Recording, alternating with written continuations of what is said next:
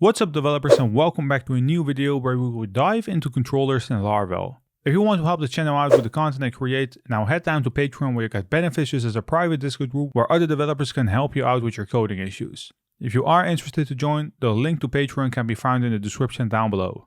If you're familiar with MVC, you know that the controller has a couple key functionalities. The first one is the fact that it accepts HTTP requests from the user interface. Think about forms that needs to be submitted. It can also get the right data from the database. Think about user authentication. A user enters credentials inside input fields on the user interface, while a request will be done to check whether those credentials exist or not. It also handles input validation, to check whether an input field where numbers needs to be added are actual numbers. At the end of all those functionalities, it usually sends back a response to the user.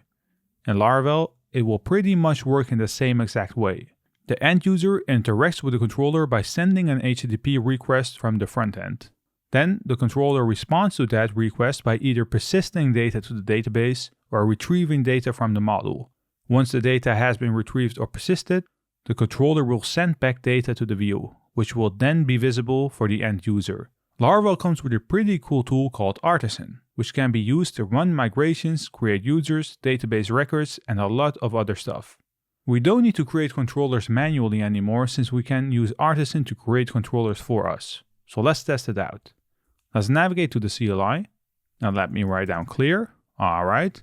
And if we perform the PHP Artisan command right here, you'll find a complete list of commands that you can perform inside the CLI. I'm not going to cover all these individually, but we will be using a lot of them throughout this course. If we scroll up to the make section right here, you'll find all PHP classes that you can create through Artisan. The one command that we need is the make control command right here, which will create a new controller class for us. The left hand side is the action that we need to perform, so make controller, while the right hand side is the description, so it will create a new controller class for us. So let's do that. Inside the CLI, let's say PHP Artisan. Then we need to say what we want to do. We want to make a controller. Space. Before we hit enter, we got to make sure that we add our controller name. Keep in mind that this will also be the class name and the file name.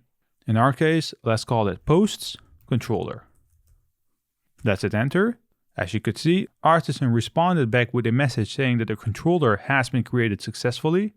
If we navigate back to Visual Studio Code, controllers are stored inside the app folder, HTTP folder, controllers folder, where you will find the postcontroller.php file. Right here, you will see a default PHP structure with the opening tag.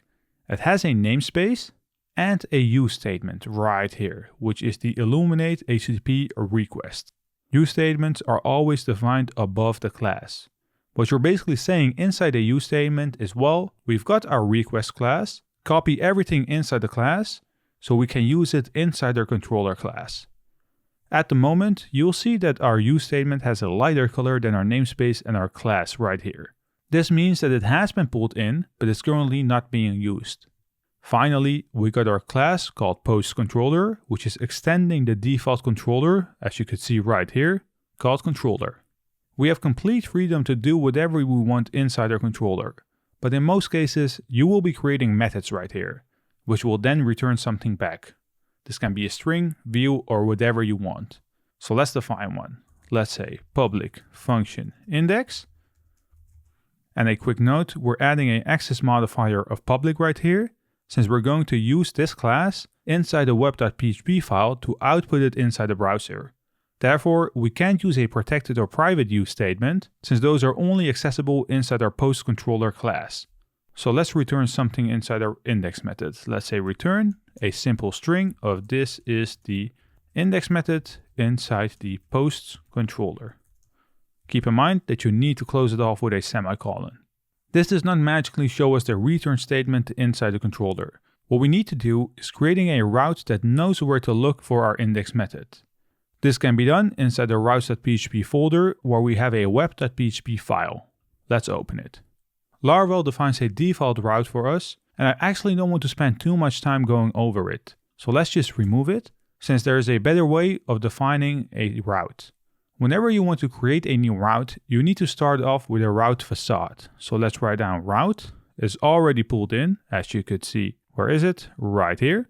Then we need to say colon, followed with the HTTP method we're trying to perform.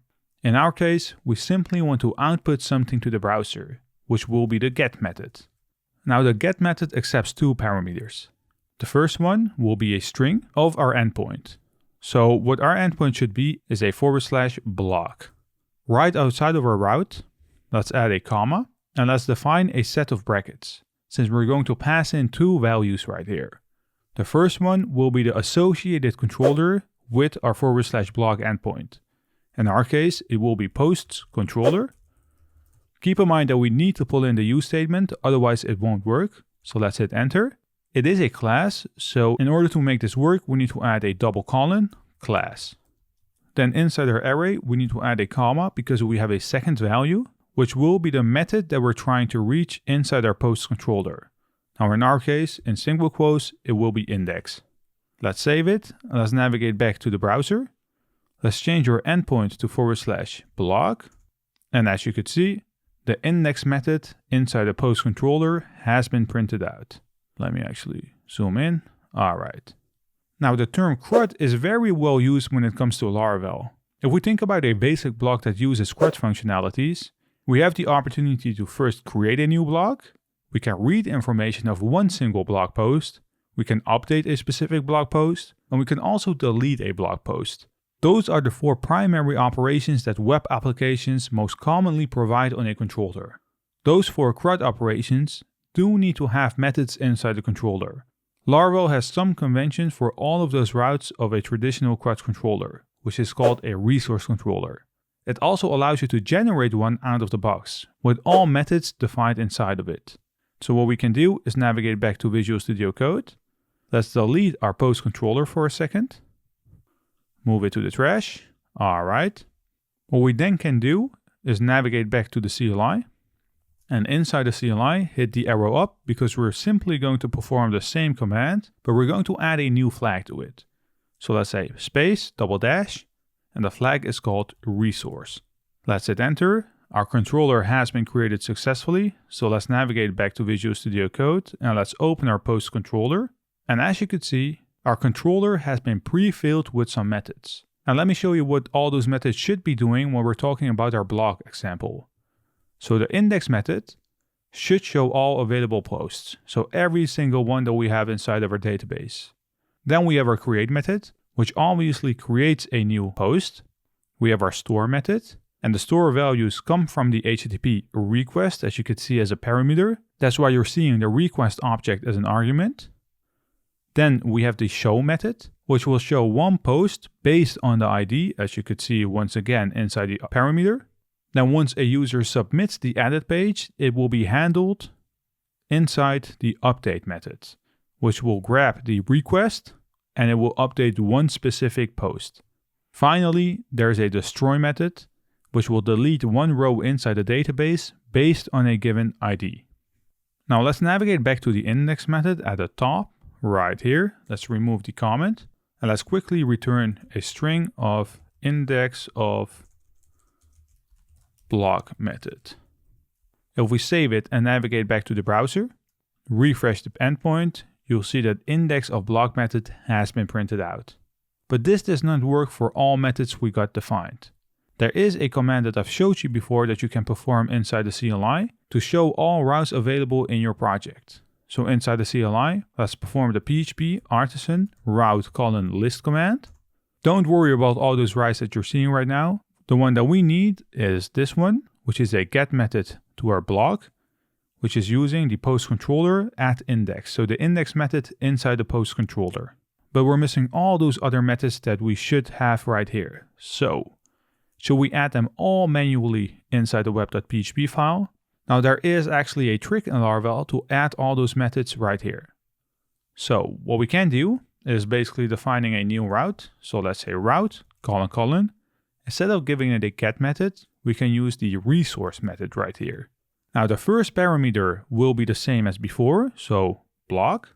And keep in mind that the / is actually optional. I always forget saying that, so let's just try it out without one now. Then right after our endpoint, let's add a comma. Instead of defining an array, we're simply going to call the post controller. Class, which will grab all methods that we have defined inside the post controller and will chain it at the block endpoint. So let's comment out the first route that we had, save it, navigate back to iterm, hit the arrow up and run the route list command one more time. Now right here, you will see that we have the index, store, create, show, update, destroy, and edit endpoints defined, right after our /block endpoint. Before I wrap up the video, I want to show you how you can easily return a view back to the browser. At the moment, let's open the post controller, we're returning a simple string, which is something that you will probably never do again. So let's remove the string. And what we can do right here is exactly the same as what we saw in the default route that Laravel added inside the web.php file, is returning the view method. Now inside the view method, we need to make sure that we return a string of the path. We haven't defined the view yet for our /block endpoint, so let's open the resource folder, views folder, and let's create a new folder called block. Then inside the block folder, create a new file called index.blade.php. Now let's write down h1 here and hit tab.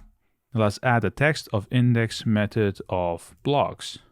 Then let's navigate back to the post controller one more time. The view method knows that it needs to look inside the resources folder, then inside the views folder, but it doesn't know that it needs to go inside the block folder. So first, let's define block right here, and you already see the option. Instead of adding a / to access the index.blade.php file, we need to add a punctuation mark, followed with the first path of our view. There's no need to add the .blade.php file extension. All we need to do is say, well, get me the block folder .index file. If we save it and navigate back to the browser, refresh our endpoint, you'll see that the index method of blocks has been printed out. This was it for this video where I showed you the basics of controllers in Laravel. In the next video, we will be staying on this topic because we're going to dive into single action controllers. If you do like my content and you want to see more, leave this video a thumbs up. And if you're new to this channel, please hit that subscribe button.